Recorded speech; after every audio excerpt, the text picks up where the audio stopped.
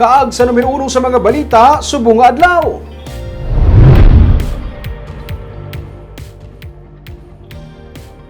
Wala na sang apil. Ining sunod sa abogado ni Albe Benitez, may angot sa nanging desisyon sang ERB sa gin-file nga opposition sa pagsaylo sang iya nga voters registration sa Bacolod City. Sunod sa anay kongresista, Bacolod, here I come. Yaring report.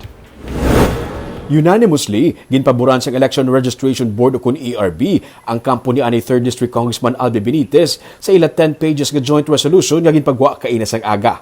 Sunod sa abogado ni Benitez nga si Attorney Andre Norman Saril, mas ginpatihan sang ERB ang mga saksi sang kampo ni Benitez sang sa mga nangin pahayag sa mga saksi sang kampo sa mga oppositors o kun mga nagkwestiyon sa pagsaylo sang voters registration ni Benitez sa Bacolod. The testimony or the affidavit executed by Ms. Estrella, it was considered by the board, and according to the board, it refutes the earlier affidavit executed by her son, and also with regards to the additional affidavit of the barangay health worker submitted by the oppositors.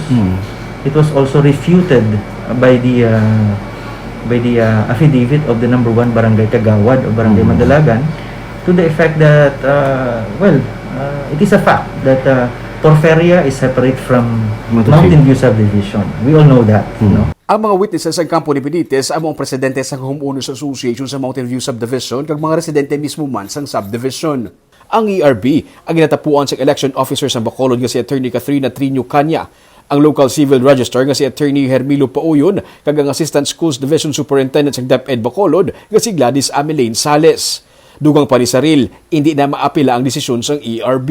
Once to the resolution, COMELEC Resolution 10549 and RA 8189, the resolution of the ERB with regards to oppositions to application for transfer registration, it is non-appealable.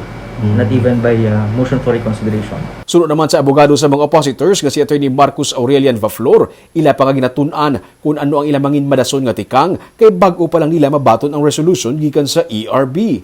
Sa last page ng resolution, ibis nga Benitez, bantog ang nasulat nga apelyido. Sunod sa abogado ni Benitez, hindi man ini makaapekto sa desisyon kag si Benitez lamang ang ginatumod sa resolution kag wala na sang iban pa. Maga-file siya sang motion for correction.